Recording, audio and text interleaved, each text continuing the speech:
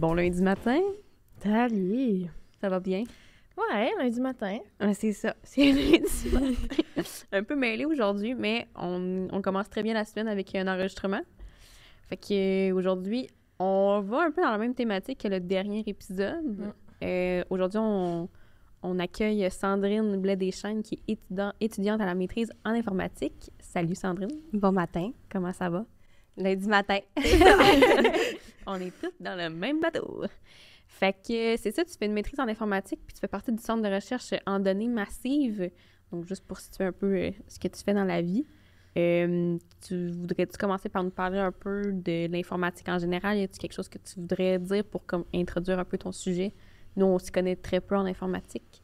Oui. Fait qu'on est vraiment contente d'en apprendre plus. Oui, parfait. Bien, en fait, c'est ça. Je suis en informatique à la maîtrise. En fait, je fais un passage accéléré au doctorat. Donc, je suis en train de transiter là, entre la maîtrise et le doctorat. C'est un passage accéléré, pas parce que ça va plus vite nécessairement, mais parce que je continue le même projet que j'ai fait à la maîtrise au doctorat. Puis ce projet-là, ben c'est sur l'intelligence artificielle, sujet vraiment à la mode en ce moment. Puis particulièrement, ben moi, je m'inscris dans une pratique responsable de l'intelligence artificielle. Puis mon sujet de recherche là, principal, c'est l'interprétabilité. Fait que c'est comme un beau mot fancy. En gros, ce que ça veut dire, l'interprétabilité, bien, ça veut dire d'avoir des modèles d'apprentissage automatique, donc qui font des prédictions en intelligence artificielle, qui sont compréhensibles pour les humains. Donc, on ne veut pas avoir des gros modèles compliqués avec des gros calculs de fou qu'on n'arrive pas à comprendre pourquoi on prend une décision. Puis, tu sais, c'est à la mode, l'IA. On entend souvent que c'est des boîtes noires qui font des calculs, qui prennent des décisions. Bien, moi, j'essaie de comprendre, puis j'essaie de créer des modèles qui ne sont pas des boîtes noires, justement, donc qui sont plus transparents, qui sont interprétables. D'où le mot interprétabilité. Tu parles de pratiques responsables? Oui. C'est quoi, ça, des pratiques responsables? C'est compliqué. En fait, ben, tu sais, en intelligence artificielle, le domaine principal, là, parce qu'intelligence artificielle, ça veut dire beaucoup de choses, mais quand on en parle dans les médias, souvent, ce qu'on veut dire, c'est l'apprentissage automatique ou le machine learning en anglais. Ouais. C'est des mots qu'on entend des fois. Ça veut dire, en fait, que les algorithmes apprennent par eux-mêmes le problème. Donc, on donne toutes sortes de données aux algos, puis ils trouvent une façon de faire une prédiction en fonction des données. Donc, au lieu de faire OK, pour résoudre mon problème, étape 1, tu identifies telle caractéristique. Étape 2, tu fais telle opération, puis d'encoder la solution au problème dans l'ordinateur. Tu laisses trouver ces étapes par lui-même. C'est ça. OK. Donc, c'est pour ça que c'est vraiment comme magique, l'intelligence artificielle. Mais le problème, c'est vraiment les données qu'on donne aux algos. Parce que ces données-là, bien, elles sont biaisées, soit par la méthode d'échantillonnage qu'on a faite. Donc, des fois, on s'intéresse juste par exemple, à des données qu'on a sur les hommes, puis là, ben ça ne considère pas la situation pour les femmes. C'est la même chose dans les expériences scientifiques qu'on fait en laboratoire. Là. On fait souvent des expériences sur des souris, sur des rats mâles. C'est moins transférable sur les femelles, fait que c'est un peu le même principe. Là. Ouais, puis les données, mettons, en labo, c'est souvent des manips faites par des humains. Fait que déjà, à la base, il y a un biais humain d'erreur normale. Exactement. Puis, tu sais, selon la personne qui a fait la manip, l'erreur peut être plus ou moins grande. Fait que, tu sais, c'est sûr que ça doit aussi impacter, même légèrement, en fait, quand tu mets ça dans une... C'est ça, il y a toujours des biais dans les données. Tu sais, même si on prend des sondages qu'on fait aux gens, bien, il y a un biais de à qui on reçoit le sondage, à qui on envoie le sondage ou qui le reçoit, tu sais, qui partage le sondage, qui prend la peine. Qui a le temps de répondre au sondage. Exactement. Ouais. Il y a une image très drôle là, qui dit 100% des répondants aiment les sondages. En fait, c'est juste les gens qui aimaient les sondages qui ont répondu aux sondages. Puis aussi, des fois, les questions sont mal posées, tu sais. Des fois, il y a des données manquantes. Donc, il y a des gens qui n'ont pas répondu aux questions, puis on ne sait pas pourquoi. Est-ce que c'est parce que la question était mal faite? Est-ce que c'est parce que c'est une information personnelle? Okay. Si on demande aux gens, avez-vous commis un crime? Il y a peut-être des chances qu'ils disent non ou qu'ils ne répondent pas, tu sais. C'est ça que c'est un mensonge ou « Oh non, j'ai rien fait! » Ben, tu sais, ou encore en santé, tu sais, pour les femmes, des fois, on demande aux femmes comme « Avez-vous déjà été enceinte? » Qu'est-ce que ça veut dire? Tu sais, si c'est un don de sang, c'est important de savoir si la personne a été enceinte, que ce soit une grossesse complète, un accouchement par voie naturelle, que ce soit une interruption volontaire de grossesse ou que la femme ait fait une fausse couche. C'est important de savoir si la femme a déjà produit des hormones de grossesse, parce que dans les dons de sang, c'est important. Par contre, si c'est un diagnostic d'hémorroïde, par exemple, ben là, c'est juste un accouchement par voie vaginale qui est intéressant. Fait que, tu sais, la question « Avez-vous déjà été enceinte? » est très, très polémique, tu sais, puis c'est pas toutes les femmes qui peuvent répondre à cette question-là, honnêtement, en sécurité. Ouais. C'est vrai. Fait que, tu sais, des fois, les questions sont mal posées, là. Fait que c'est ça, la pratique responsable, c'est d'être conscient de tous ces biais-là, puis d'essayer de les limiter un peu. Exactement. Parce que comme il y a des biais dans nos données, ben l'algorithme va apprendre ces biais-là. Puis là, après ça, ben on fait un beau produit, on envoie ça sur le marché, une belle application, tout le monde utilise ça, puis après ça, on se rend compte qu'il y a des problèmes. Donc, l'idée, c'est de trouver les problèmes avant qu'on envoie ça dans la nature, puis que ça cause des problèmes dans la vie des gens. OK. Ça t'intéresse parce que tu as un background en philo. Oui. Parle-nous donc de ton parcours. Comment t'en es rendu à faire une maîtrise doctorat en informatique sur l'interprétabilité? L'interprétabilité. Ouais, j'ai de la misère. L'interprétabilité. Ouais, j'ai vraiment un parcours particulier. J'ai commencé mes études universitaires au bac intégré en philo-littérature, qui n'existe plus à l'Université Laval, malheureusement. C'était vraiment un beau programme. Parce que je savais pas trop ce que je voulais faire dans la vie, puis que les deux domaines m'intéressaient, puis que j'arrivais pas à choisir. Finalement, je travaillais aussi en même temps, donc j'ai eu une opportunité là, de créer ma propre entreprise dans le domaine du cinéma, donc la technique de projection là, au cinéma. Donc, je suis allée travailler un petit peu partout dans le monde. Puis après ça, suite à un accident, j'ai décidé que je revenais aux études. Même problème, je savais toujours pas dans quoi aller. Puis je suis tombée par hasard sur la bioinformatique. Puis ça m'a vraiment intéressée parce que c'est un mélange de bio, donc biochimie, chimie, biologie, mais d'informatique aussi, statistique, maths. Donc, c'était comme toutes les choses, le fun de chacune des disciplines qui m'intéressaient, sans avoir à faire les choses moins intéressantes, selon moi, dans les disciplines. Fait que ça m'a permis d'explorer. Puis, tu sais, c'est drôle, quand on rentre au bac, le directeur de programme de l'époque nous demandait « Êtes-vous plus bio ou plus info? » Puis moi, quand je suis rentrée, je disais « Ah oui, je suis plus bio. » Tu sais, en général, les femmes, on est plus bio, on aime plus ça. C'est ce que je pensais que j'étais. Puis finalement, après 3 ans de dur labeur, je me suis rendu compte que non, apprendre des molécules par cœur, c'était pas moi. Mais que faire des procédures, trouver des problèmes, ça, j'aimais ça. Puis j'étais finalement, malgré... contre toute attente, j'étais plus info. Ouais. Fait que finalement, j'ai fait le grand saut. Après plusieurs stages, j'ai décidé que bio-info, c'était pas tout à fait moi, que j'étais plus info, puis que, bon, malgré des petites lacunes là, en maths ou en info que j'aurais pu avoir, là, je faisais le saut vers l'info, puis je pense que j'ai trouvé ma place. Là. Ouais. OK. Puis l'éthique? L'éthique là-dedans, ben oui, c'est ça. En fait, pendant mon retour aux études en bioinformatique, j'ai pas été capable de laisser la philo de côté. En fait, là, j'avais pas terminé mes premières études là, parce que j'étais partie travailler à l'étranger. Fait que j'ai décidé que je faisais un certificat en philosophie pour au moins que ça compte, hein, parce que si on n'a pas de diplôme, ça compte pas dans la société. Je dis ça avec beaucoup d'ironie. Puis en fait, parce que ça me tentait, il y avait des nouveaux cours qui étaient arrivés au département, dont un cours sur Simone de Beauvoir, donc j'avais vraiment hâte de faire ça. Puis j'ai même fait, en fait, une étude libre entre mon bac et ma maîtrise pour faire d'autres cours de philo, même si j'avais déjà eu mon diplôme, puis pour faire aussi d'autres cours d'informatique, là, parce qu'il y a quand même un lien très fort entre la philo-analytique puis l'informatique, là, entre autres en passant par la logique, puis ça m'intéresse beaucoup. Oui, définitivement. Fait que j'ai pris une session pour m'amuser là-dedans un peu. Ouais. Il n'y a pas grand monde, je pense, qui peuvent dire qu'ils ont pris des cours de philo pour s'amuser. Non. Mais en même temps, ça vaut tellement la peine parce que, tu sais, justement, on en a parlé un peu avec notre invité là, des derniers épisodes, que justement, dans l'intelligence artificielle, l'éthique n'est pas encore vraiment fondée vu que ça va si vite. Fait que ça vaut vraiment la peine. Puis ça, c'est quelque chose qui t'intéresse aussi de un peu te mettre les pieds là-dedans puis de vouloir définir l'éthique derrière l'intelligence artificielle. C'est quelque chose qui... C'est un peu pour ça que tu fais aussi. Oui, exactement. C'est ça. Oui, tu sais, il y a des liens philosophiques, logiques avec mon projet, mais il y a aussi beaucoup de liens éthiques de quels sont les problèmes causés socialement par l'intelligence artificielle, comment on peut les résoudre, est-ce que les solutions sont techniques ou pas. Spoiler, là, je vais divulgacher quelque chose, mais il y a beaucoup de problèmes en intelligence artificielle qui sont des problèmes sociaux à la base et pas des problèmes techniques, puis que les solutions vont être sociales plus que techniques.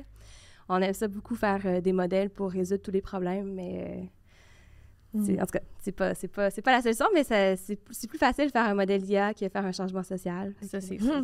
Mais c'est qui définit l'éthique derrière l'intelligence artificielle? C'est-tu des universitaires? C'est-tu des... partout dans le monde? C'est-tu des... C'est qui?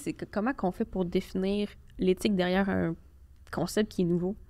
Oui, très bonne question. Mais tu sais, l'éthique, c'est comme un ensemble de règles ou de pratiques qui se veulent plus morales. Je pense que comme socialement, tout le monde peut s'intéresser à ça. Clairement, c'est pas les compagnies qui vont décider c'est quoi. Les compagnies aiment beaucoup dire qu'elles sont éthiques, mais c'est souvent plus du marketing qu'autre chose. Je pense que oui, les universitaires sont bien positionnés parce qu'ils ont la liberté et le temps qu'on a là, dans le domaine académique pour pouvoir réfléchir à ça, parce que c'est sûr que dans une compagnie, il faut que la compagnie soit très, très rentable pour pouvoir payer des gens à temps plein pour réfléchir à qu'est-ce qui est éthique, qu'est-ce qui ne l'est pas. Nos modèles économiques ne permettent pas ça en ce moment. Lueur d'espoir. Puis, mais c'est aussi tout le monde, tu sais, puis il y a beaucoup de travail par rapport à ça qui est fait par les journalistes, parce que justement, là, tous les problèmes éthiques ont été révélés dans des grands scandales médiatiques. Tu sais, si on n'avait pas les journalistes qui font justement des scandales, on n'entendra pas parler. Ça serait toujours secret. Exactement. Puis si ça faisait pas un scandale, c'était pas aussi choquant, mais on mettrait pas d'énergie pour résoudre ces problèmes-là. Puis, donc, je pense que les journalistes ont un rôle important à faire, à jouer là-dedans. Mais au final, tu sais, c'est tout le monde, là. C'est monsieur, madame, tout le monde qui vit une situation, qui se rend compte que c'est pas juste, qu'il y a un problème, puis qui se bat pour la signaler. C'est sûr qu'on travaille pour changer les choses puis faire en sorte que comme, la mentalité change dans les entreprises puis qu'on valide les modèles mieux avant de les envoyer dans la nature. Mais c'est le travail de tout le monde parce que justement, c'est un domaine aussi récent. Puis c'est un domaine qui est aussi compliqué. Puis moi, je me bats beaucoup pour que l'éthique fasse partie de l'informatique. Que ce ne soit pas juste deux champs différents. C'est sûr que je suis privilégiée d'avoir étudié dans les deux domaines, fait que je peux faire le pont entre les deux domaines, mais tu sais, souvent, d'un côté, les personnes en informatique vont nous dire « Ah, c'est des questions éthiques, c'est le travail des éthiciens et éthiciennes, c'est pas à moi de régler ces questions-là. Puis, ben du côté philo-éthique, les gens vont dire comme « Oui, mais tu sais, j'ai pas les connaissances techniques pour vraiment valider si ce qu'on nous dit est vrai. » Parce qu'au final, tu sais... C'est vrai. C'est ça, parce que pour dire qu'un produit est éthique ou est équitable, c'est ça. On se fie aux connaissances techniques des gens. Donc, je pense qu'il faut vraiment avoir des connaissances dans les deux domaines pour pouvoir juger de ça. Puis, ben c'est assez rare. Puis, tu sais, même les domaines sont très... comment dire? On dit tout le temps là, que l'avenir est interdisciplinaire, multidisciplinaire, pluridisciplinaire, là, tout ça.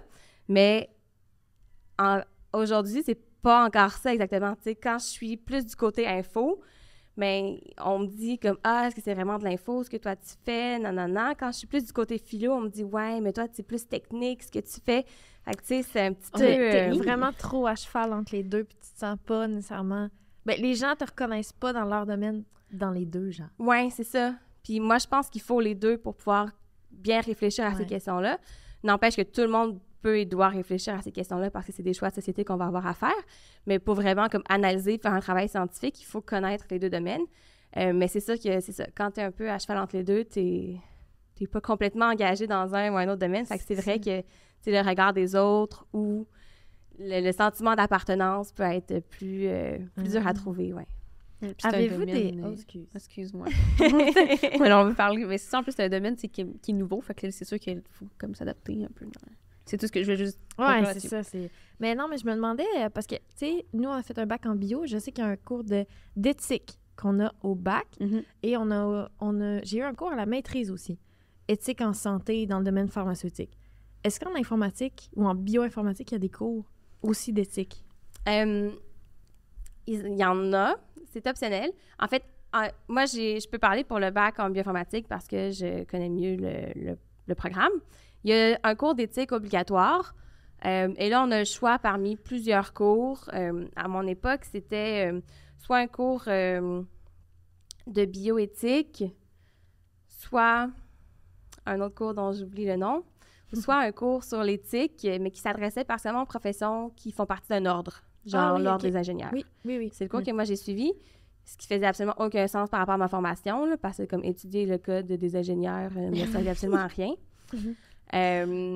Et après ça, comme pour le fun, j'ai fait le cours d'enjeux philosophiques et éthiques de l'intelligence artificielle, qui fait maintenant partie des options, là, parce que je trouvais que c'était beaucoup plus approprié puis que ça avait beaucoup plus de lien avec ce qu'on faisait dans nos recherches, dans nos stages.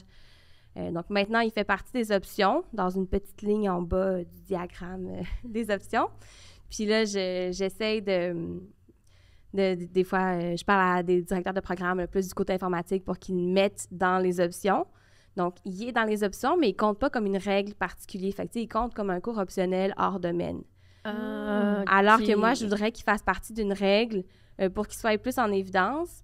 Parce qu'ils ont des règles comme, par exemple, le développement durable, le principe de logique ou comme des cours un peu à tendance, éthico-socialo, durable, tu sais. Donc, j'aimerais ça qu'ils fassent partie de cette règle-là parce que ça leur permettrait de le mettre en évidence. Puis c'est quand même très pertinent, là. C'est un cours qui est assez récent, qui est bien monté. Fait que... Aimerais-tu donner ce cours-là un jour? Ben, oui. T'as l'air Je connais bien le sujet. L'enseignant du cours, je pense que je veux pas lui veiller son travail. Il fait un très bon travail. Mais tu sais, déjà, en ce moment, j'anime une séance dans un cours plus de bioinformatique, de programmation là, sur les données omiques avec Python. Puis j'anime une séance sur l'éthique, l'interprétabilité, tout ça. Fait que c'est déjà quelque chose que je fais dans ma pratique d'enseignante, on va dire. Là. J'enseigne pas beaucoup, mais un petit peu. C'est ça. Je pense que ce que j'aimerais éventuellement, c'est qu'on crée un cours vraiment pour les personnes en informatique ou en génie logiciel, là, domaine relié. C'est déjà des choses que je parle beaucoup dans mes présentations, mais vraiment comme pour montrer techniquement, ça veut dire quoi penser à l'éthique, ça veut dire quoi, tu sais, valider qu'un modèle ne perpétue pas des biais sociaux qui sont dans nos données. Tu sais, de lier le côté technique parce que d'un côté, on voit les choses théoriques, genre, il faut faire attention, notre modèle doit fonctionner aussi bien sur les hommes que les femmes, par exemple. Mais comment on vérifie ça dans nos modèles, quelle sorte d'expérience, c'est quoi le code qu'on utilise pour faire ça? Donc, moi, j'aimerais ça, qu'on ait un cours peut-être un petit peu plus technique, justement, pour montrer comment ça fait effectivement partie de l'informatique. Mais je pense que ça va s'en venir un jour. Là. Mais comment tu fais pour, justement, comme quand tu crées ton code, faire en sorte que les biais, tu sais, soient diminués? Ouais. Comment? Très bonne question. Comment? La question, c'est juste comment. Mais tu sais, il y a plusieurs façons d'intégrer les biais dans un modèle ou de les éliminer. J'ai parlé beaucoup des données, mais des fois, il y a des biais.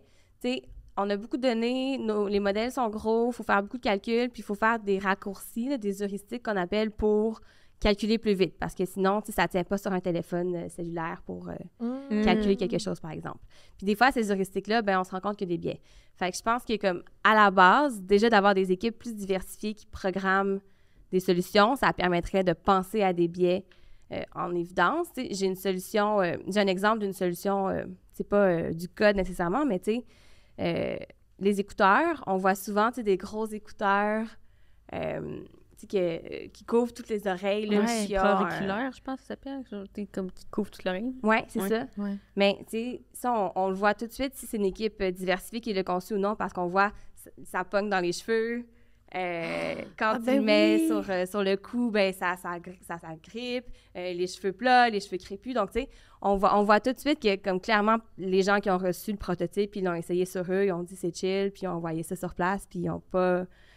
Il n'y a pas de gens dans l'équipe qui ont dit « Ouais, je pense qu'il y a un petit problème ici, là, c'est pas génial. » tu sais. Fait que déjà, à la base, dans les équipes, on pourrait éliminer toutes sortes de biais. Après ça, il faut que les gens soient quand même sensibles aux biais, parce qu'on peut justement, dans nos heuristiques, dans nos raccourcis qu'on code, introduire des biais.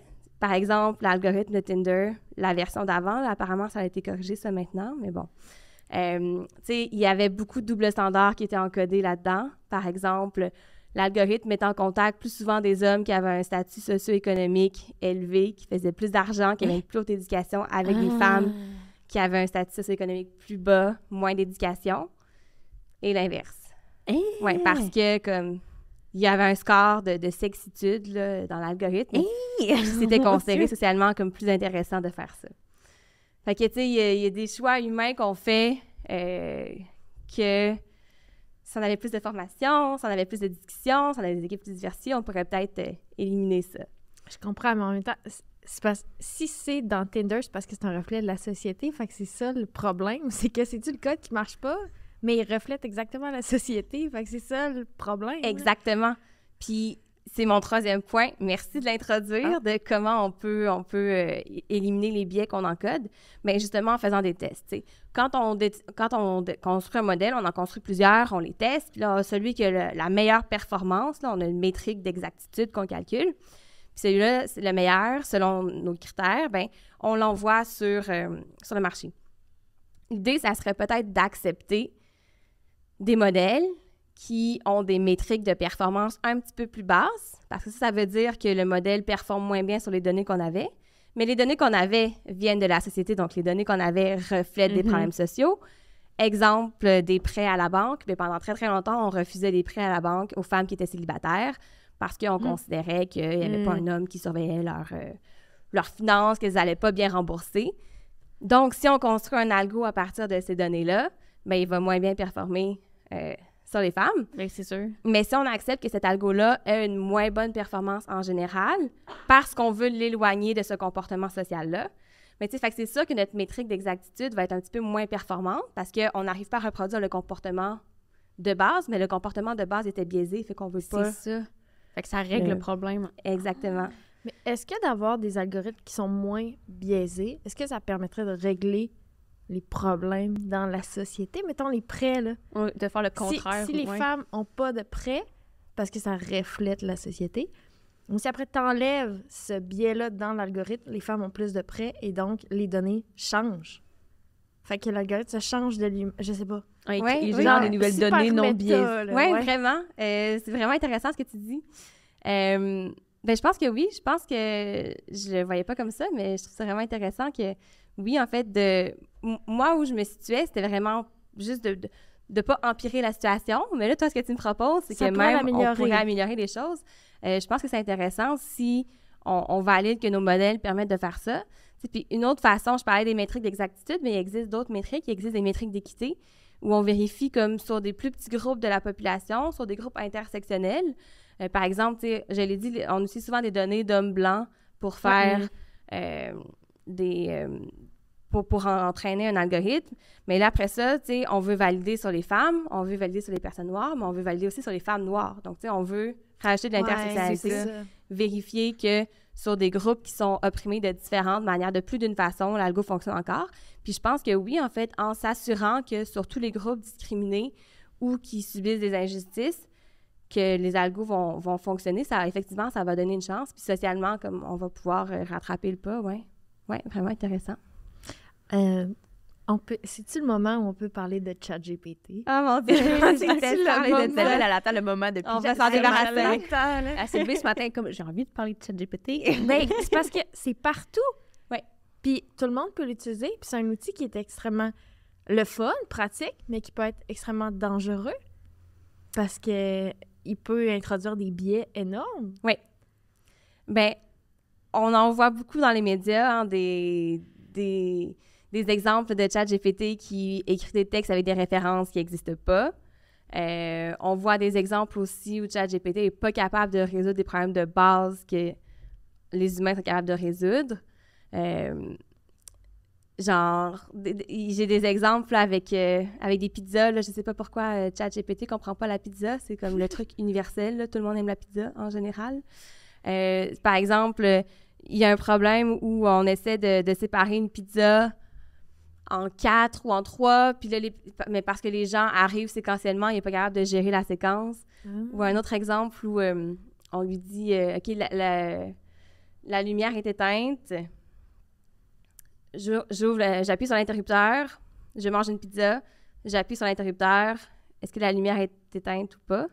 Là, il n'est pas capable de tu as mis une pizza dans l'équation, puis lui... Oui, c'est ça. Il n'a pas compris. On aurait pu lui mettre une poutine aussi, puis ça aurait fait le même effet. La lumière est pizza. Non! Mais tu sais, donc il y a encore des problèmes. J'ai envie d'essayer ça en direct, honnêtement. Puis tu sais... Non, je ne vois pas ça. Mais quand c'est ce genre de problème-là, on est capable de le déterminer, c'est ridicule, on le voit, tu sais. quand c'est des problèmes que nous, on est capable de résoudre, on est capable de voir que ChatGPT a un problème.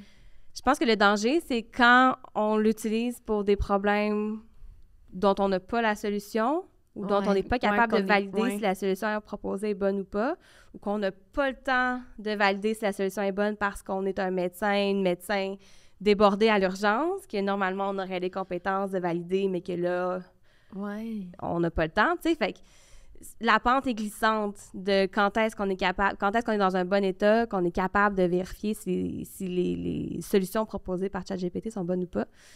Fait que, c'est un gros nœud, ChatGPT. Puis là, il y a tous les enjeux par rapport à l'éducation, tu sais, est-ce qu'il faut revenir à des examens papier, toutes les évaluations papier, comme à une certaine époque où beaucoup de personnes, là, vont se sentir peut-être plus anxieuses ou vont avoir plus de difficultés, dans une optique de neurodiversité. Finalement, c'est pas tout le monde qui est confortable dans un local pendant 3 heures avec du bruit, à réfléchir puis à répondre à la question. Donc, tout ce qui est accommodement, tout ça, est-ce qu'on va perdre des acquis qui étaient plus éthiques maintenant parce qu'il faut contrer le problème de l'éducation par ChatGPT? Je sais pas. Puis là, il y a toute la question aussi de comme, est-ce qu'on prend une pause ou non? Oui, c'est ça. À ce qui paraît, il faudrait comme tout le monde prenne une pause de développement d'intelligence artificielle pendant 1 mois. Bon, on avait parlé de 6 mois. 6 mois? 1 an. Mais ça sert à quoi? C'est pourquoi? Pour faire quoi? Bien, techniquement, la proposition, ça serait pour qu'on ait le temps de réfléchir aux enjeux que ça cause puis qu'on ait le temps de légiférer comme il faut.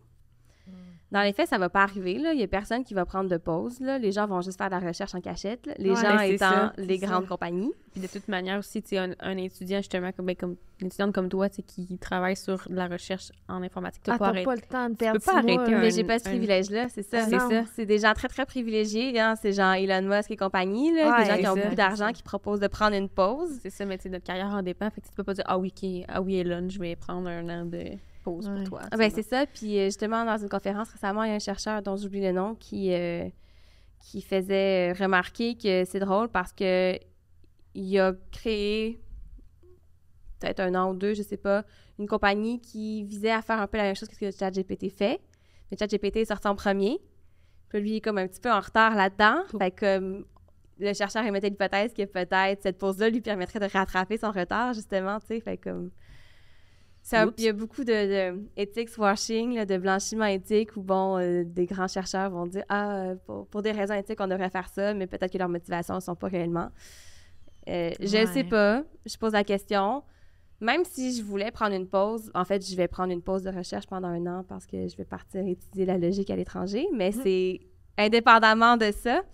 Mais même si on pouvait prendre une pause, il n'y en a aucune façon de s'assurer que la pause soit prise pour vrai. Tu sais, les gens ne vont pas arrêter, là. Fait que je pense qu'il faut arrêter de parler d'une pause, puis il faut parler de vraies solutions, là. Il faut qu'il y ait des gens qui s'occupent du problème puis qui travaillent en même temps que l'évolution. Oui, c'est une pause d'intelligence artificielle, mais pour cette pause-là, tu la mets en travail, mais en éthique.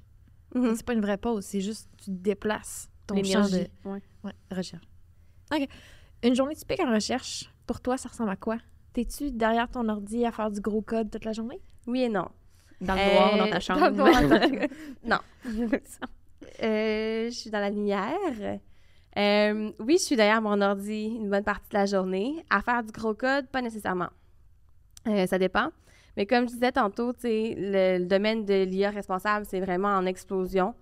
Fait que il y a tellement de choses qui sont publiées, autant des billets de blog que des articles scientifiques. En informatique, en fait, le processus de publication est un peu différent. C'est-à-dire que oui, on a des publications dans les journaux, revues par les pairs, tout ça, mais on peut aussi mettre les articles sur Archive, qui est une genre d'archive numérique, où on peut mettre des articles qui n'ont pas été acceptés encore, mais les publier quand même. Okay. Parce que justement, ça va trop vite, le processus de publication, de révision par les pairs ne suit pas le rythme de la recherche. Fait que ça, c'est un problème aussi. Puis je pense que c'est un peu pour ça que plusieurs chercheurs ont décidé de parler de la fameuse pause, justement, parce que ça va très vite, la recherche, l'évolution. On a beaucoup de misère à suivre le rythme. Juste rester au courant de ce qui se fait dans son domaine particulier, spécifique, c'est très dur. Puis moi, c'est un de mes enjeux, là. Je passe beaucoup de temps à lire des articles qui soient autant scientifiques que grand public parce que, justement, il y a quand même un objectif de vulgarisation dans ce que je fais. Puis je veux savoir ce que monsieur, madame, tout le monde entend dans les médias pour pouvoir contribuer à l'éducation numérique de la population. Mais... donc oui, beaucoup, je me réveille, je vais lire des nouveaux articles, des nouvelles infolettres, des choses qui sont passées, qui sont sorties récemment. À un certain moment, je vais paniquer parce que là, j'ai passé trop de temps à lire des choses, j'ai pas avancé les deadlines de la journée. Et là, mettre tout ce que j'ai pas eu le temps de lire dans la liste à lire pour la prochaine journée. Puis, donc c'est ça. Fait qu'il y a beaucoup de lectures, beaucoup de rédaction de mes réflexions aussi, parce que, tu sais, quand j'ai commencé, c'est un domaine très vaste, je voulais vraiment me situer. Il y a beaucoup de problèmes de définition dans le domaine, comme ça va très vite. Des gens utilisent des termes qui sont similaires, mais qui ne veulent pas dire la même chose nécessairement pour différents trucs. Fait qu'il y avait beaucoup quand j'ai commencé, là, beaucoup de démêlage à faire dans la terminologie, dans les définitions. Fait que j'ai écrit beaucoup de condensés de recherche sans nécessairement faire des méta-analyses ou publier des articles de revues littéraires comme ça. Pour moi, je l'ai fait parce que, justement, je voulais démêler beaucoup des termes. Puis, en fait, c'est vraiment pratique là, parce qu'on se rend compte des fois, après 6 mois de travail, qu'on ne se rappelle plus c'est quoi tel truc déjà. Donc, ça vaut la peine d'écrire ces réflexions. Puis aussi, de mon opinion... des fois, c'est au stade d'opinion, des fois, c'est des réflexions plus argumentées de pourquoi est-ce que je pense que c'est une bonne solution ou non, quel inconfort j'ai avec telle solution qui est proposée, malgré que les gens le vendent comme quelque chose d'éthique, qu'est-ce qui me chicote là-dedans. Donc, parce que c'est sûr, réfléchir, là, ça se fait pas juste dans la tête, là, c'est un peu, c'est comme des maths, là, c'est papier-crayon, là, faut l'écrire. Ça reste puis... aussi, là, il faut pas que tu l'oublies. C'est ça. Faut pas que tu l'oublies. Puis le temps que tu prends à l'écrire, que ce soit sur un clavier ou avec un vrai crayon, c'est important aussi parce que, tu sais, comme des réflexions trop rapides, ben c'est pas vraiment une réflexion, en fait. Le principe de la réflexion, c'est de s'arrêter puis d'y penser un peu. C'est pas juste des pensées spontanées, c'est pas la même chose. Fait que, puis... Mais ça, c'est un peu contre-intuitif dans un domaine qui va tellement vite, là, puis que finalement, les articles s'écrivent tout seuls... avec ChatGPT ou pas. Même sans ChatGPT, ils s'écrivent très, très vite. Là, ça fait peur. Pourquoi le domaine de l'intelligence artificielle explose depuis quelques années? Y a-t-il une découverte spéciale d'un algorithme ou pourquoi c'est partout maintenant? Oui. Bien, tu sais, l'intelligence artificielle, ça existe depuis comme les années 50. Là, c'est vraiment vieux.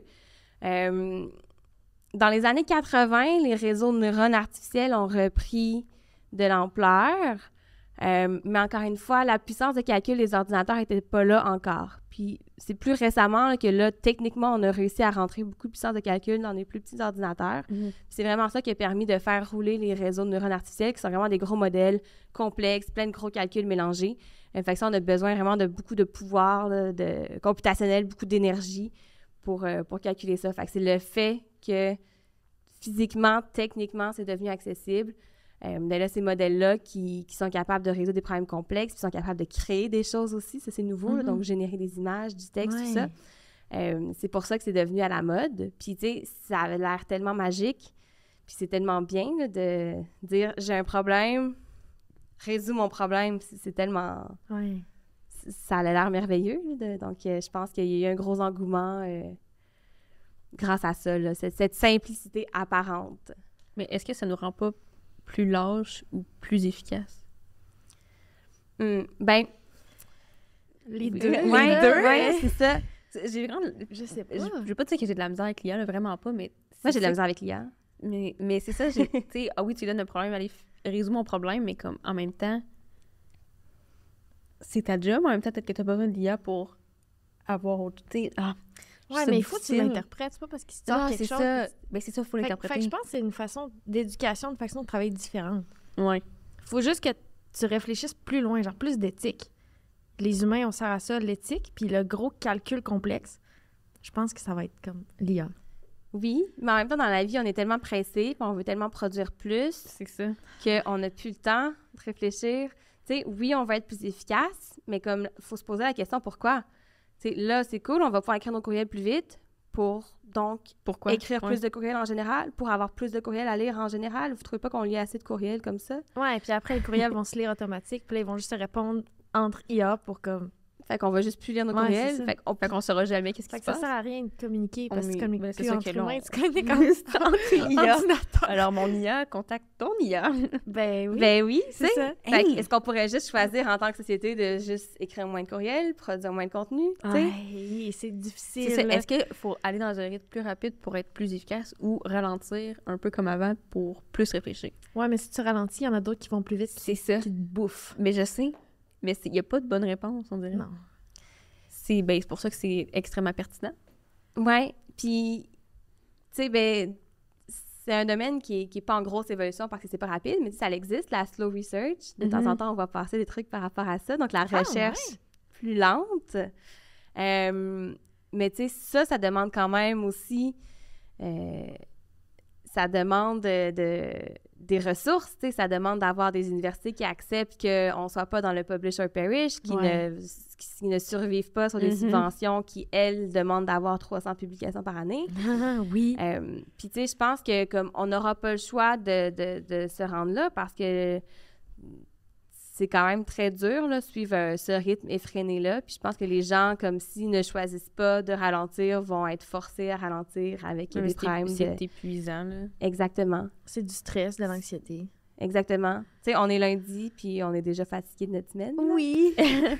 Notre 2 jours, c'était pas assez. Fait que je pense que socialement, on doit faire ce choix-là que ce soit possible, de décentraliser, de ralentir, de faire des modèles plus petits, puis ça s'inscrit dans une IA responsable aussi, parce qu'avoir un gros modèle, une grosse machine qui résout le même problème, si on s'intéresse par exemple à la découverte des cancers. Mais le même problème pour toutes les populations sur toute la planète qui ont des modes de vie différents, des contextes différents, des variables différentes. C'est ça. Exact. Non, il peut pas. Mais tu sais, en ce moment, la mode de l'IA, c'est ça, créer une grosse machine qui s'occupe de tout le monde. En IA responsable, on se rend compte que c'est pas vrai. Au contraire, il faut raffiner le modèle. Puis comment on fait pour raffiner un modèle? Bien, on crée plusieurs petits modèles. Fait que tu sais, comme de décentraliser, revenir à plus petit, revenir à des choses aussi qui sont moins polluantes parce que des gros modèles, c'est beaucoup de calculs, c'est beaucoup d'énergie. C'est pas partout dans le monde où on a d'énergie renouvelable. Même au Québec, l'hydroélectricité. Oui, c'est ça, on ça se prend questionne, énormément c'est vraiment d'électricité. renouvelable. Mais notre invité, le dernier invité, nous parlait de CPU, c'est ça? Oui. GPU. Non, GPU et CPU. graphical. GPU, c'est Il y avait computer, puis il y avait... images. Ouais. CPU. Les deux sont des termes... C'est ça. Ouais. Fait que, puis, de ce qu'on a compris, c'est que tu vois, ça donne... C'est énormément d'énergie. Puis, tu sais, c'est comme calculé en années. Fait que, tu sais, sûrement que les grosses IA comme ça, qui regroupent tout, ben ça doit manger énormément de temps, d'énergie, d'argent. Oui. La statistique, c'était, puis là, ça, c'était avant ChatGPT, que les gros modèles génératifs comme ça, en fait, je suis même pas certaine si c'est des modèles génératifs, donc soit des modèles qui faisaient que des prédictions, soit des modèles qui créaient du texte, par exemple. Juste l'entraîner pour le construire, c'est aussi polluant que tout le cycle de vie d'une voiture. Donc, genre, incluant sa production, son utilisation et sa récupération. Hein? Fait que, tu sais, c'est vraiment polluant. Puis ça, c'est une vieille statistique, là. Fait que je sais plus aujourd'hui. Fait qu'utiliser ChatGPT, c'est pas bon pour l'environnement. Mais il y a un coût, il y a un coût énergétique associé à moi qui tape des affaires pour m'amuser sur ChatGPT. Ouais. Ou qui demande une question avec des pizzas. Une question avec des pizzas qu'on voulait faire pendant l'épisode. Ça a un coût énergétique. Aïe, aïe, aïe. Ouais. Après, tu sais, le coût d'utilisation est peut-être moindre. Là, je suis pas une experte en énergie, mais que sa conception, mais en même temps, tu sais, une très grande utilisation, ben ça va justifier la conception de ça aussi, tu sais. Si on dit « Ah, c'est polluant, oui, mais regardez, la moitié de la planète l'utilise régulièrement. » Tu sais, on justifie sa création aussi. Fait que je veux pas gâcher le fun de personne, mais en même temps, puis tu sais, en ce moment, tout le monde a du fun là, à l'essayer, puis à poser des trucs, puis ça fait partie de l'exploration, puis c'est normal, tu sais, il faut tester quelque chose pour pouvoir juger de est-ce qu'on l'accepte, est-ce qu'on le refuse, est-ce que c'est le fun 2 semaines, puis après ça, finalement, ça perd son intérêt, ou est-ce que c'est durable, tu sais. On peut pas juste dire de boycotter, mais en même temps, il faut être conscient, mais c'est la même chose avec les podcasts en ligne, les vidéos YouTube, la musique décentralisée, tu sais, qu'on télécharge plus sur nos appareils, ben ça reste que c'est plus polluant que d'acheter un CD en plastique puis le faire jouer localement sur sa machine. Mais comme tu as dit, mot-clé, il faut être conscient Ouais. de notre utilisation parce que c'est ça, en fait, on pense pas que justement de télécharger, de faire un petit cœur sur Spotify sur une tune, ça a tant un impact, mais quand on est conscient, ça nous permet de faire des choix plus responsables aussi. Oui, puis tu sais, Plus l'idée, éthique. c'est pas de dire comme « Ah, vous pouvez plus rien faire maintenant qu'on a décidé que c'était pas éthique ». L'idée, c'est de dire comme « Ben, choisissez, tu sais, où vous vous situez. Comme soyez conscient des impacts que ça a, puis faites un choix conscient, justement, pas de faire l'autruche. Ouais. Exact. Mais on n'aime pas ça, tu sais. On l'a vu dans le domaine de la santé avec les risques... j'ai un blanc, là. Les risques, l'augmentation des risques de la santé associés à la consommation d'alcool, ça a fait un gros scandale au Québec. Ouais. Les gens ne voulaient pas se faire dire de ne plus boire leur Ben non, verre de c'est ça. vin.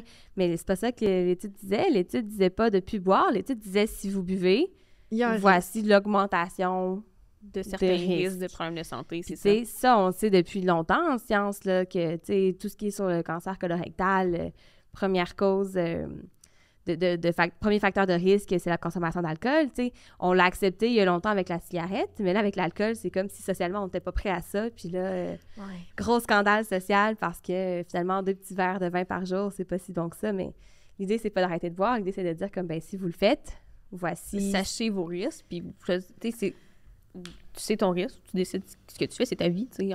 Exact, c'est ça. C'est juste de pouvoir faire un choix conscient, puis ça passe par l'éducation, puis par la vulgarisation La vulgarisation. des concepts. Yes. Est-ce que dans ton domaine, tu as la possibilité de faire, ben justement, tu reviens de congrès, fait que j'imagine que oui. Est-ce que tu as la chance de faire plusieurs congrès, de faire plusieurs présentations? Ça ressemble à quoi un peu le côté étudiant en Oui. informatique? Ben c'est ça, je l'ai pas dit, j'ai pas eu le temps de finir ma journée tout à l'heure, typique, mais toujours quelque part terminer quelque chose pour une présentation, terminer en bon français des slides de PowerPoint, donc des diapositives de présentation. Ouais, quand même. Puis ça, je pense que c'est une partie de mon travail que j'aime beaucoup. J'avoue que avant la pandémie, j'étais très gênée de parler devant des gens, de parler en public, tout ça. Et aujourd'hui, tu te retrouves un podcast. Ouais, bonjour. Je suis quand même un peu gênée encore, mais de pouvoir... tu sais, c'est ça, quand le confinement est arrivé, j'étais en stage, donc j'avais des présentations à faire à distance. Le début de ma maîtrise aussi, c'était beaucoup à distance, donc présentation à distance. Puis ça m'a vraiment comme aidée, ça m'a permis d'avoir un seul élément sur lequel me concentrer parce que j'étais pas devant une salle remplie de gens où j'ai tout mon corps sur lequel me concentrer parce que je sais pas quoi faire de mes mains, je sais pas quoi faire de mon pied qui on voit juste ta face. Juste l'écran. C'est Tu ça. peux être en pyjama. En bas. En bas, Exactement. Si on n'est pas talent de pyjama, c'est pas grave. Puis, tu sais, ça, là, d'avoir comme un seul truc à la fois, un seul stresseur, finalement, ça m'a permis de prendre confiance en moi puis de vraiment, comme, m'améliorer. Puis là, aujourd'hui, j'aime ça, faire les présentations. J'avoue que je passe beaucoup trop de temps sur le visuel de mes diapositives. Là. J'ai beaucoup de plaisir à exprimer ma créativité là-dedans et mon humour aussi. Mais, tu sais, il faut que ce soit le fun. Là. Quand on partage quelque chose, ben c'est parce que c'est quelque chose qui nous intéresse, qu'on trouve important. Il faut que ça soit le fun pour nous de le partager, puis pour les gens de le recevoir aussi. Puis, ben moi, j'ai beaucoup de plaisir autant à présenter qu'à passer... À préparer tes slides. Oui, à passer une nuit blanche pour trouver mon concept 2 mois avant la présentation et une nuit blanche la veille de la présentation pour peaufiner tout ça aussi. Mais oui, évidemment, parce que même si tu y penses 2 mois d'avance, on est tous dernière minute un petit peu. Mais il y a toujours des détails. Mais il y a aussi des nouvelles études qui sont sorties dans ces 2 mois-là. Exactement. Fait que là, ce que tu dis est semi-vrai ou plus vrai. Changé. Là, il y a un scandale avec ChatGPT qu'il faut parler tout d'un coup. Ben oui, c'est sûr. En étant en informatique et en éthique, c'est sûr que tu te fais... Ben, on l'a fait aussi. Tu dois te faire garrocher de questions de ChatGPT. Oui. Oui. J'ai une slide dans ma présentation qui dit que ma présentation a été faite sans ChatGPT. Ça va être rendu le nouveau truc. Ouais. Fait que, tu sais, donc les présentations, on en fait quand même régulièrement. Autant que ce soit comme, tu sais, style mentorat, un peu comme les anciens pour les nouveaux, des choses comme ça. Ou que ce soit dans des événements là, plus corpo, on va dire, donc avec d'autres universités, avec l'industrie, tout ça. Moi, je trouve ça quand même intéressant. J'aime beaucoup aller à des conférences aussi. Là, dans une journée typique, je vais essayer de regarder juste une conférence. J'aime vraiment beaucoup ça. Je trouve que c'est un moyen très, très... qui me parle beaucoup, moi, pour recevoir l'information, pour recevoir des nouvelles références qu'il va falloir que j'aille lire après. Là. Mais c'est une façon différente de justement avoir accès à ces références-là parce que, tu sais, de lire sans arrêt... Les articles scientifiques, à un moment donné, ça devient je m'endors, lourd, surtout le lire l'après-midi, là, oublier ça. Mais d'avoir quelqu'un qui me le vulgarise ou qui me l'explique, je suis comme, ah, OK, je comprends. Maintenant, je vais aller lire des concepts que j'ai compris déjà. Fait que c'est beaucoup plus exactement. simple, ouais. Fait qu'effectivement, je trouve aussi que les présentations, c'est vraiment comme le premier moyen facile entre guillemets. Mais ouais. Puis c'est comme ça que j'ai su que j'étais dans le bon domaine parce que mon premier stage, je travaillais quand même avec des gens qui étaient principalement dans des laboratoires humides. Puis, tu sais, beaucoup de conférences qu'on avait, c'était sur des expériences, des pipettes, puis mesurer des molécules, puis des choses comme ça. Puis j'allais là, puis je m'endormais, puis comme j'aimais pas ça, puis je trouvais ça intéressant, mais comme il n'y avait pas de feu en moi, tu sais, par rapport à ça. Puis quand je suis arrivée en info, là, c'était comme toutes les conférences m'intéressaient. Je me mettais des rappels pour surveiller des sites de conférences, pour m'envoyer qu'il y avait des nouvelles conférences. Là, c'est le contraire aujourd'hui. Là, je me désabonne à tout parce qu'il y a trop. Pas le temps. Mais comme au début, il n'y en avait pas beaucoup. Tu sais, l'éthique en IA, c'était pas super populaire. Puis c'était le domaine dont on parlait tout le temps en dernier dans les cours. Puis bon, c'était si on avait le temps, puis puisqu'il le faut, ou si ça intéresse certains, tu sais, alors que... On s'entend maintenant, on a compris que c'était essentiel, puis je pense que c'est pour ça que ça explose partout. Mais, donc oui, les conférences, c'est bien. Les conférences à l'international, il faut faire attention avec ça. Je suis un peu partagée parce que c'est quand même polluant aussi de prendre l'avion, mine de rien. C'est le fun de voyager, c'est cool. De plus en plus dans le domaine, il y a des gens qui mettent une limite sur le nombre de conférences auxquelles elles vont participer par année. Moi, je trouve ça bien. C'est sûr que moi, je suis étudiante, là, donc j'ai pas de financement pour aller à chaque mois dans un congrès, là. Heureusement, sinon je ferais juste ça. Mais tu sais, je pense que prendre l'avion plus que 2 fois par année, c'est mon opinion personnelle, là, mais je trouve quand même que c'est beaucoup. Et je me pose la question si vraiment c'est nécessaire. C'est vrai qu'être sur place en personne, ailleurs, comme ça change les perspectives, on crée des liens différents avec les gens. C'est plus facile d'échanger, oui. C'est vraiment important. Tu sais, je pense que l'intérêt, c'est pas tant les nouvelles connaissances qu'on va apprendre, les nouvelles connaissances techniques, mais vraiment comme les nouveaux contacts qu'on va faire auprès des gens, puis ça doit se faire en personne. L'avantage du confinement puis de la pandémie, c'est qu'on a beaucoup de choses en ligne aussi. Ça, c'est intéressant aussi. Mais donc, je pense que garder un équilibre entre les deux... on n'aura pas le choix de faire ça parce que voyager tout le temps pour les conférences, c'est ça. Je trouve ça polluant, puis je pense que on a des problèmes environnementaux auxquels on doit s'attarder, encore une fois, en tant que société. Fait que, puis personnellement, j'aime bien essayer de faire concorder mes vacances avec ces déplacements-là, comme ça. Je vais pas personnellement prendre l'avion une première fois pour le travail et une seconde fois pour mes vacances parce que je sais que le voyage, c'est polluant, mais je suis pas encore prête à couper ça complètement, ouais. Mais est-ce qu'en informatique, il y a plus de conférences ailleurs dans le monde ou il y en a beaucoup au Québec aussi ou pas vraiment? Ou c'est 50-50? Mais là, tu sais, il y a plus de pays ailleurs dans le monde, fait que statistiquement... mais en tout cas, tu comprends ce que je voulais dire dans le sens que... Y a-il beaucoup de choses qui se font au Québec? Au Québec, ouais. Parce que nous, dans notre domaine, pas mal. On a quand même du choix, là. Oui. Oui, il y a plein de petites conférences qui se font au Québec. Le problème, c'est que c'est des petites conférences. En informatique, le prestige vient des grandes conférences. Fait que publier dans un journal, une conférence qui a un plus petit facteur d'impact, ça reste quand même moins bien vu. T'sais, l'idée, c'est pas juste de publier dans des conférences, mais c'est de publier dans des grandes conférences. Fait qu'il y a un peu... il y a un peu de ça que ouais, peut-être pas qu'ils sont moins bien vus, mais en tout cas, ça paraît pas aussi bien ou sont moins prestigieuses, tu sais. Puis ce prestige-là, il est important en informatique, malheureusement. Puis, tu sais, des fois, c'est vrai que ça vaut la peine. Des fois, ces grosses conférences-là, justement parce qu'elles sont si grosses que ça, elles vont permettre des nouveaux thèmes, des choses plus innovantes, mais des fois, elles le sont pas nécessairement aussi. C'est plus les petites conférences locales qui vont mettre en valeur le chercheur d'une personne locale, puis là, ça va être différent. Fait que... En même temps, je me dis, tu sais, quand tu vas dans une grosse conférence, probablement que tu essaies d'en retirer le maximum pour que ça en vaille le plus la peine. Fait que, tu sais... Mais c'est un cauchemar, ces grosses conférences-là. Aussi. Dans le sens que j'ai jamais été en personne. J'en ai profité qu'en ligne, mais juste le programme, il y a tellement de choses, tout est en même temps. Ah oui, c'est ils ont vrai. 2 ou 3 salles en simultané. Puis là, tu veux voir les 3, puis là, tu dois courir partout. C'est ça. Puis là, tout est enregistré. Fait que là, tu prépares ça aussi comme le mois suivant la conférence à juste regarder tout ce qui t'intéresse. Fait que on revient tout le temps un peu peut-être à ce problème-là de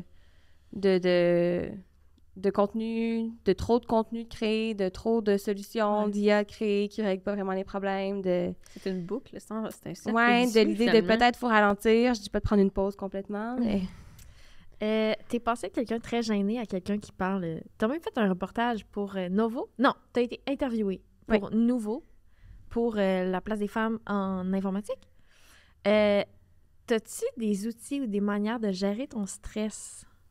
Des présentations? Oui, excellente question. J'ai essayé des trucs, là, genre cohérence cardiaque ou des choses comme ça. Je trouve qu'en théorie, c'est très bien. Quoi? La cohérence cardiaque. C'est quoi ça? C'est comme, ça se fait soit avec des podcasts ou des applications, là, où c'est en fait une façon c'est une technique de respiration, donc t'inspires un certain nombre de secondes, t'expires un autre nombre de secondes. Okay.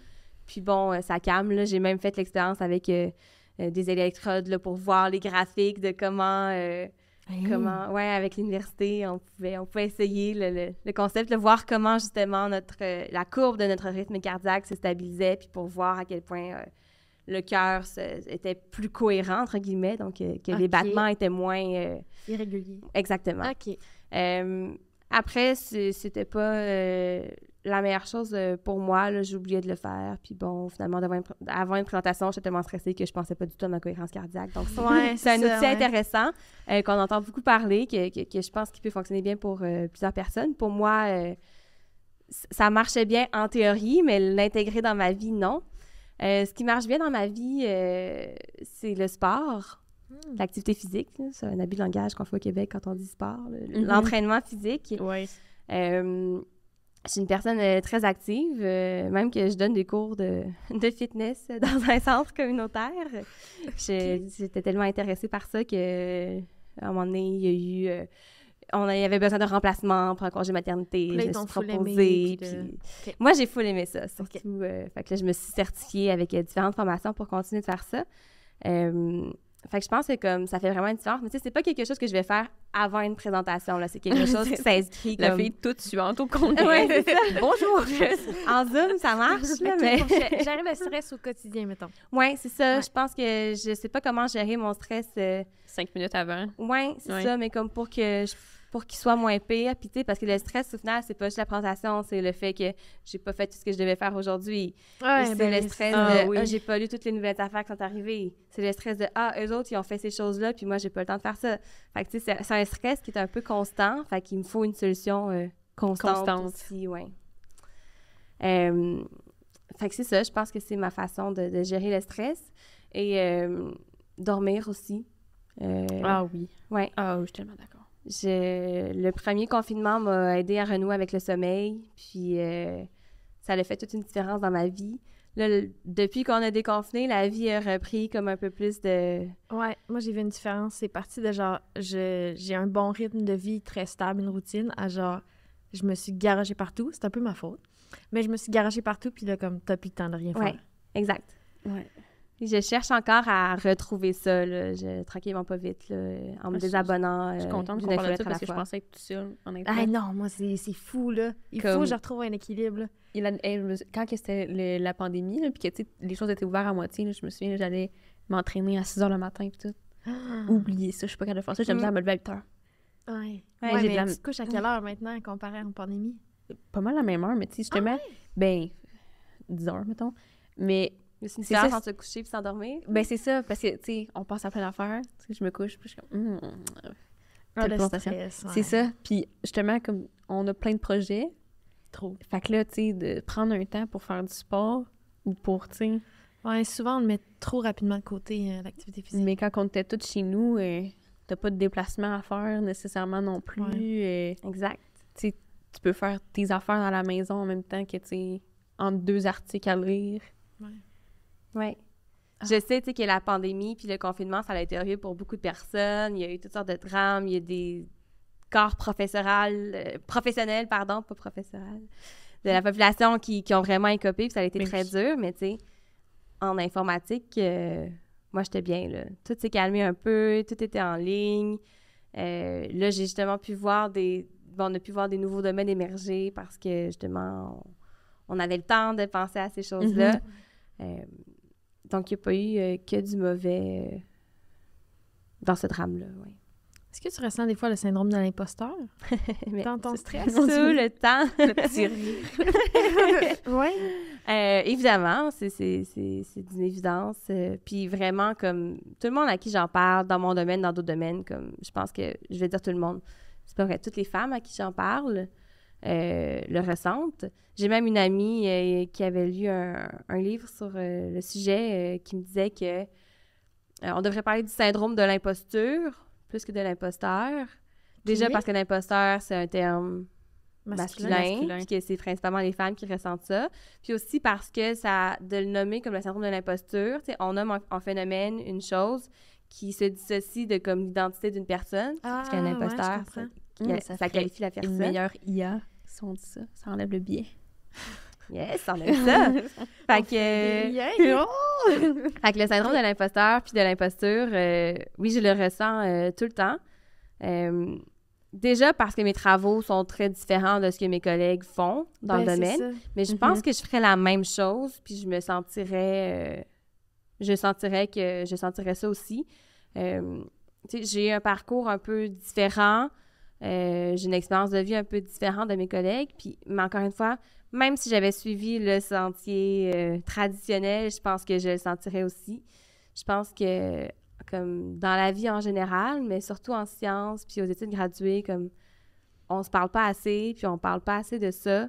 On est tout le temps en train de présenter, mettre de l'avant, vendre sa candidature dans des bourses, toujours montrer qu'on beau a des en avant. On a l'air tout ce qui est tellement grandiose. bon qu'on présente, mais quand tu regardes en arrière, on est comme tout le monde. Ben c'est ça. On a tout fini nos slides 15 minutes avant, Ouais, là, tu sais, puis on a laissé une faute de français parce qu'Antidote fonctionne mal avec PowerPoint. On s'est tout couché la veille un peu trop tard. On a tout un rythme cardiaque tout débalancé avant de présenter.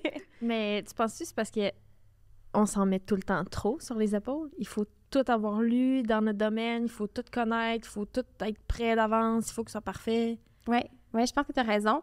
Je pense que comme le domaine nous en met beaucoup sur les épaules, puis on s'en rajoute en plus, parce qu'il y a une façon de se distinguer, parce que tout le monde doit avoir lu, doit avoir fait, doit être à jour. Avoir publié. Donc là, il faut qu'on se distingue d'une certaine façon. Fait que là, on trouve des façons différentes de se distinguer, donc ça rajoute des choses à faire, ça rajoute de la pression. Je pense que les femmes aussi sont très bonnes pour faire ça. Je pense que quand tu es une femme dans un domaine d'hommes, aussi, tu le fais encore plus, ce qui est le cas en informatique. Comment ça se passe, justement? Est-ce que dans ton domaine, il doit y avoir de plus en plus de femmes? J'imagine que ça devient de plus en plus accessible, mais comment qu'on se sent là-dedans? Oui, on en voit de plus en plus, puis ça fait du bien. Puis il y a de plus en plus d'événements aussi ou de groupes qui organisent des rencontres, du réseautage pour les femmes en intelligence artificielle ou en génie en général ou en informatique. Il y en a vraiment de plus en plus. Puis c'est super intéressant.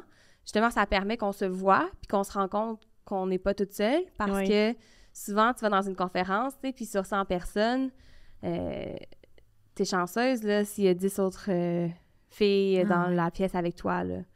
Puis, tu sais, on se voit, on se reconnaît, il y a tout le temps un petit sourire de genre, toi aussi, t'es une autre fille, là. Puis Mais tu sais, c'est pas dangereux d'être une fille en informatique, c'est pas discriminant de façon explicite, là. C'est juste que c'est des petits trucs insidieux des façons de faire qui conviennent pas peut-être à tout le monde.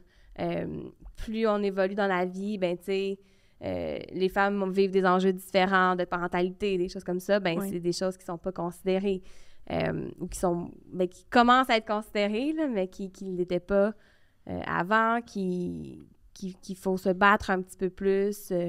Des fois, c'est juste au niveau du langage qui n'est pas super inclusif.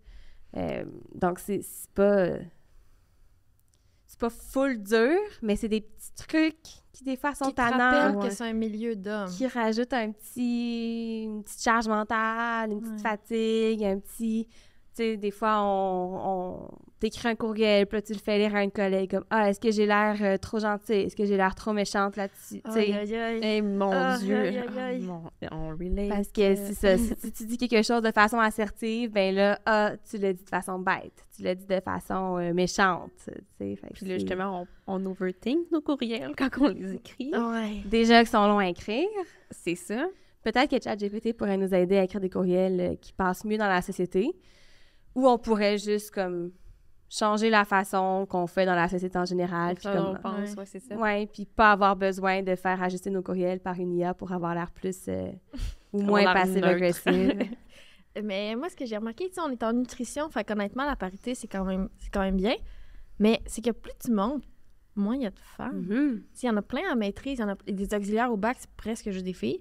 Maîtrise, quasiment 50-50. Au doc, hop, un peu plus de gars. Post-doc aussi. Des profs, pas mal plus de gars. Puis même les plus hauts, tu sais, ceux qui ont des chaires de recherche, c'est presque juste des gars. Ben, dans notre domaine, du moins, oui. Puis en plus, on est en nutrition, Ouais. qui est quand même un domaine féminin. Ouais. Ben, c'est de la science, mais je veux Il faudrait dire... avoir c'est- des statistiques là-dessus, ce serait intéressant. Mais j'avais vu une conférence d'une fille qui disait ça, que pour vrai, c'est au bac, c'est 50-50, mais je pense que c'était en génie. Je ne me rappelle plus de son nom. Puis c'est ça, c'était vraiment comme une courbe que les hommes puis les femmes, les hommes montaient puis les femmes descendaient. Ouais. Plus tu montes en recherche. Puis justement, les professeurs titulaires, c'était presque juste des gars. Mais Est-ce au bac, que- c'est la même chose, maîtrise, presque. Est-ce que ça pourrait pas avoir un lien aussi avec, ben, justement, la parentalité, tu sais? Ben, c'est Mhm. sûr C'est que vu oui. que les femmes, tu sais, décident d'avoir des enfants, peu importe, ils restent à la maison. Il y a ça, puis le doute. Plus tu montes, plus tu deviens comme...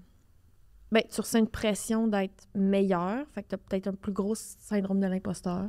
C'est de la pression. Oui. C'est un peu moins Mais ta t'as une place. pression sociale d'avoir des enfants. Ouais, aussi. T'as une fameuse horloge biologique, là, à distance, je mets mes guillemets. Parce que, bon, de plus en plus, la science montre que il y a moins de danger qu'on pense à avoir des enfants plus tard que ce que la Parce que- conception mais le monsieur aussi, sociale. il vieillit, là.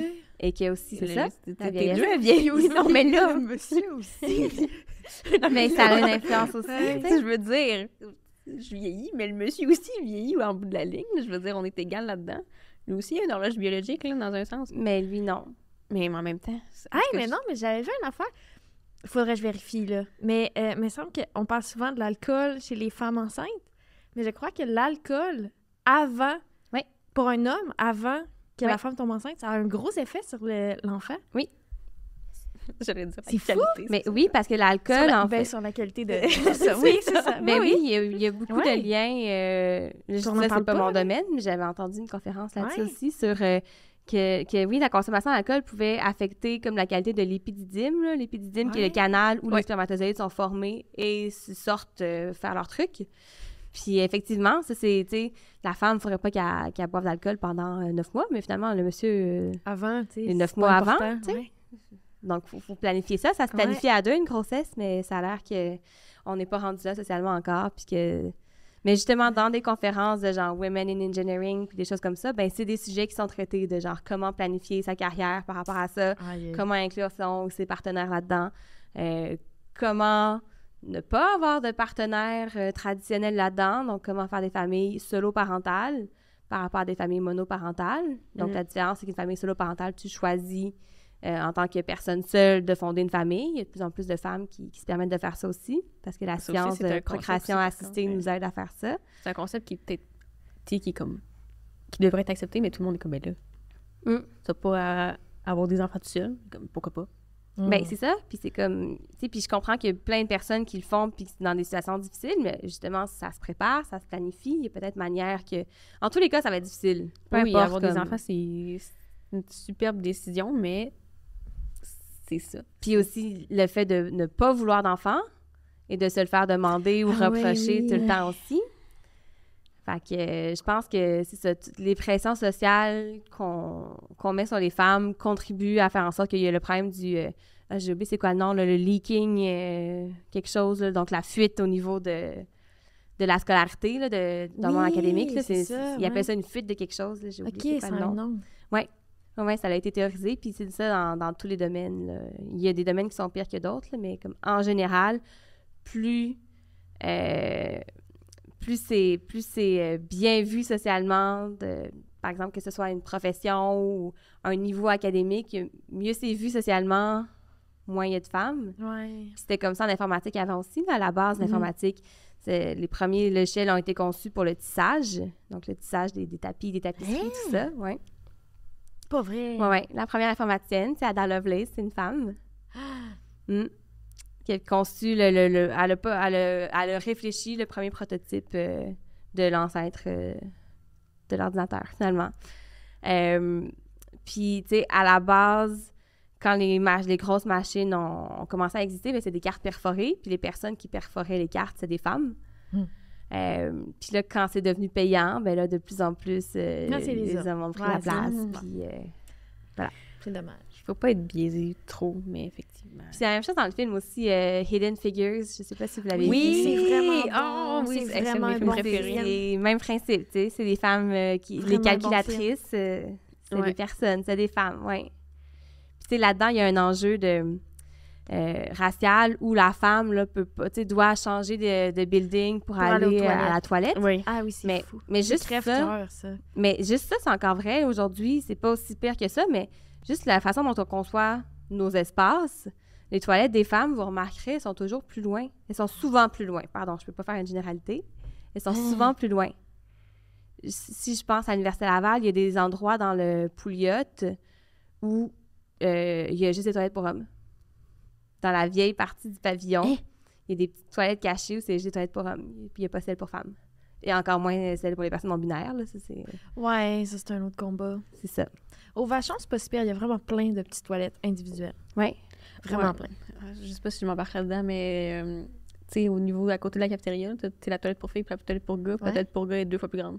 Oui, j'ai déjà remarqué. Vraiment. Mais ça, on rentrera pas dans ce sujet. Mais c'est vrai ce que tu dis, tu sais, dans les toilettes pour femmes, c'est des cabines. Oui. Puis dans les toilettes pour hommes, c'est des urinoirs et des cabines. C'est ça. Donc, ils ont 2 fois plus d'espace. Ça m'a toujours dans les parties, là, dans les dérives. Et puis après, on est comme, pourquoi il y a tout le temps des fils dans les toilettes des filles? Ben, peut-être pour ça. Puis en plus, socialement, ben, ils sont conçus pour que, tu sais, les hommes peuvent facilement aller aux toilettes. Leurs habillements, leur façon d'aller aux toilettes sont facilement... La façon d'uriner pour les hommes est assez rapide. Oui. Pour les femmes, c'est plus compliqué. Nos vêtements sont pas du tout adaptés pour ça. Bonne chance, faire une dérive avec un One Piece, là. J'ai déjà fait de l'expérience. C'est pénible. C'est très pénible. Tu sais, quand t'as juste genre une combinaison, puis là, tout que t'enlèves pour l'autre toilette, là. On a tous déjà fait cette erreur-là. Mais c'est tellement beau, des One Piece. Fait que c'est ça. Plein d'exemples que socialement, on a fait des choix par le passé. Heureusement, il y a des gens qui font de la planification urbaine puis du design Non, puis maintenant. Il y a des efforts, puis ça change, mais des fois, c'est plus lent que d'autres. Oui, c'est ça. Est-ce que tu aurais un conseil à te donner à toi-même quand tu étais plus jeune ou des conseils à donner aux étudiants qui voudraient faire de l'informatique? Très bonne question. Je pense que j'ai été longtemps complexée, je le suis encore des fois, encore aujourd'hui, sur le fait que j'ai longtemps pas su ce que je voulais faire dans la vie, puis que je sais toujours pas ce que je veux faire dans la vie, là. Je sais